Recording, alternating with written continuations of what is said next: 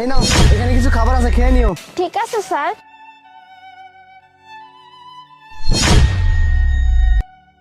তালাকের 2 বছর পরে শান্তা এইখানে, তাও এই অবস্থায়।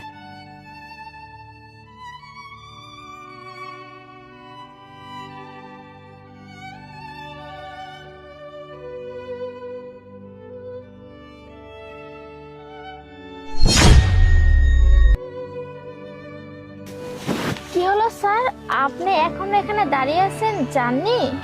না, আসলে যাচ্ছিলাম আমি, দেখতেছিলাম আপনি আসলে কিভাবে মানে রান্না করতেছেন। আচ্ছা, আমি এখানে এর আগে বহুবার যাওয়া আসা করছি, আপনাকে কখনো দেখি নাই। আপনি এখানে কতদিন যাবত আছেন? আসলে স্যার, আমি গত 2 বছর যাবতই এখানে আছি। গত 2 বছর ধরেই আছেন? আচ্ছা, আপনি এখানে একাই থাকেন নাকি আপনার ফ্যামিলির সাথে থাকে আপনার? না স্যার, আমি এখানে একাই থাকি। একাই থাকেন? আচ্ছা, আপনার পরিবারে আর কেউ নেই? না স্যার, আমার পরিবারে আর কেউ নেই, আমি এখানে একাই থাকি। ও, আচ্ছা, আপনি যদি কিছু মনে না করেন আপনাকে একটা কথা বলতে পারি? হ্যাঁ স্যার, বলেন, কি বলবেন? আচ্ছা, আপনার মুখে যে দাগগুলো, এই দাগগুলো কিভাবে হয়েছে?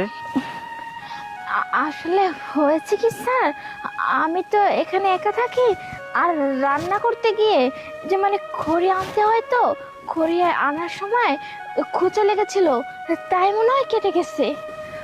দেখুন, আপনি আমাকে মিথ্যে কথা বলবেন না, আমি কিন্তু সব কিছু বুঝি। আর তাছাড়া আপনি যদি দুঃখটা আমার সাথে শেয়ার করেন তাহলে মনটা অনেক হালকা হয়ে যাবে। প্লিজ আপনি আমাকে সত্যিটা বলুন। স্যার, এই দাগগুলো আমার ভুলের কারণে হয়েছে, তার মাসুল আমি এখনো দিচ্ছি। আমি ঠিক বুঝতে পারলাম না, প্লিজ একটু বুঝিয়ে বলবেন? স্যার, আমি আমার স্বামীকে তালাক দিয়েছিলাম, তালাক দিয়ে আমি অন্য একটা ছেলেকে বিয়ে করছিলাম, সেটাই ছিল আমার জীবনের সব থেকে বড় ভুল। কেন আপনি দ্বিতীয় বিয়েটা কেন করলেন? আপনার প্রথম স্বামী কি ভালো ছিল না, নাকি সে আপনাকে ভালোবাসতো না? না না স্যার, ও তো খুব ভালো ছিল, আমাকে অনেক ভালোবাসতো, কিন্তু আমি টাকার লোভে পড়ে ওকে তালাক দিয়েছিলাম। আচ্ছা, আপনি তাহলে আপনার স্বামীর কাছে মাপ চাননি? সে যদি আপনাকে আবার মাফ করে দেয়? কি করে বলবো বলুন, আমার এই মুখ নিয়ে ওনার সামনে আমি কখনো দাঁড়াতে পারবো না, কারণ ওনার বিপদের সময় আমি ওনাকে ফেলে চলে আসছিলাম। যখন ওনার কাছে কিচ্ছু ছিল না, তখন আমি ওনাকে তালাক দিয়েছিলাম, তখন তো আমার